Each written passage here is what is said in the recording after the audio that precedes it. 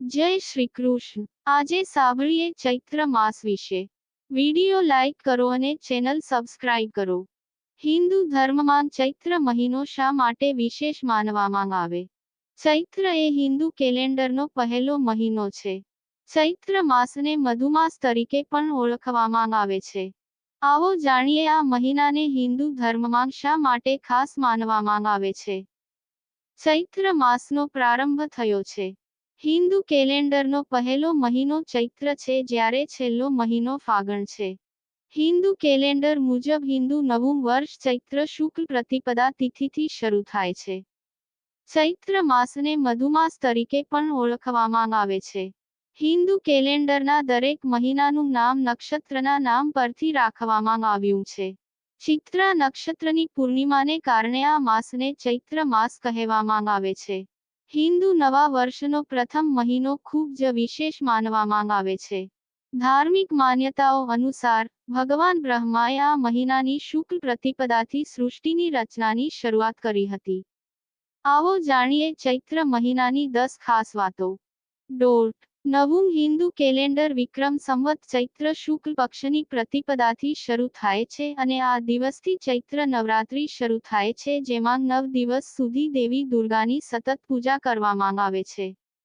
આ સિવાય ભગવાન રામનો રાજ્યાભિષેક, યુધિષ્ઠિરનો રાજ્યાભિષેક અને શીખ ધર્મના બીજા ગુરુ અંગદ દેવનો જન્મ આ જ ચૈત્ર માસમાં થયો હતો। ચૈત્ર માસને ઘણી જગ્યાએ વર્ષની શરૂઆતનો પ્રથમ મહિનો ગણવામાં આવે છે। તે અલગ અલગ જગ્યાએ અલગ અલગ નામથી ઓળખાય છે। ઈરાનમાં આ તારીખને નવરોઝ એટલે કે નવા વર્ષ તરીકે ઉજવવામાં આવે છે। આંધ્ર પ્રદેશમાં ચૈત્ર શુક્લ પ્રતિપદા તિથિને ઉગાદી નામના તહેવાર તરીકે ખૂબ જ ધામધૂમથી ઉજવવામાં આવે છે। અગાદિકાનો અર્થ છે યુગની શરૂઆત, મતલબ બ્રહ્માજી દ્વારા બ્રહ્માંડની રચનાનો પ્રથમ દિવસ। નવા વર્ષની શરૂઆત તરીકે ચૈત્ર શુક્લ પ્રતિપદા તિથિને પંજાબમાં બૈસાખી, મહારાષ્ટ્રમાં ગુડી પડવા, સિંધમાં ચેટીચાંદ, કેરળમાં વિશુ, આસામમાં બિહુ અને જમ્મુ અને કાશ્મીરમાં નવરેહ તરીકે ઉજવવામાં આવે છે। ઘણા સમય પહેલા માર્ચ મહિનો સમગ્ર વિશ્વમાં વર્ષનો પ્રથમ મહિનો માનવામાં આવતો હતો, કારણ કે આજે પણ નવું એકાઉન્ટ બુક માર્ચ મહિનાથી શરૂ થાય છે। જ્યોતિષશાસ્ત્રમાં ગ્રહ, ઋતુ, મહિનો, તિથિ અને બાજુની ગણતરી ચૈત્ર પ્રતિપદાના દિવસે જ થાય છે। ભગવાન વિષ્ણુએ ચૈત્ર માસની શુક્લ પક્ષની પ્રતિપદા તિથિએ માછલી સ્વરૂપે અવતાર લીધો હતો। એવું માનવામાં આવે છે કે ભગવાન વિષ્ણુએ માછલીનું રૂપ ધારણ કરીને બ્રહ્માંડના તમામ જીવોને પ્રલયથી બચાવ્યા હતા। ચૈત્ર મહિનાથી હવામાન બદલાવા લાગે છે। આ મહિનામાં વસંતઋતુ તેની ચરમસીમા પર છે। આ સાથે શિયાળાની ઋતુ પૂરી થાય છે અને ઉનાળાની ઋતુ શરૂ થાય છે।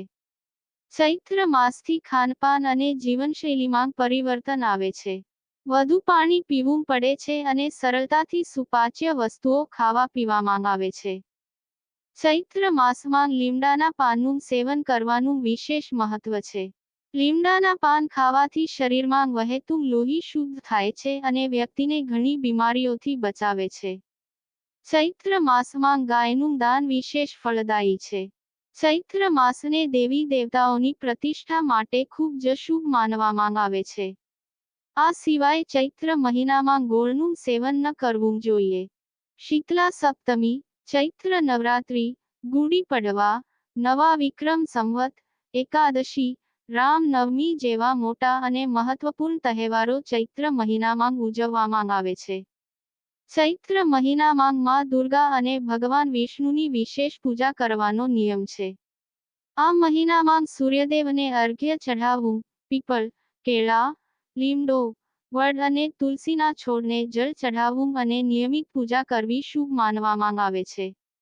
જય શ્રી કૃષ્ણ।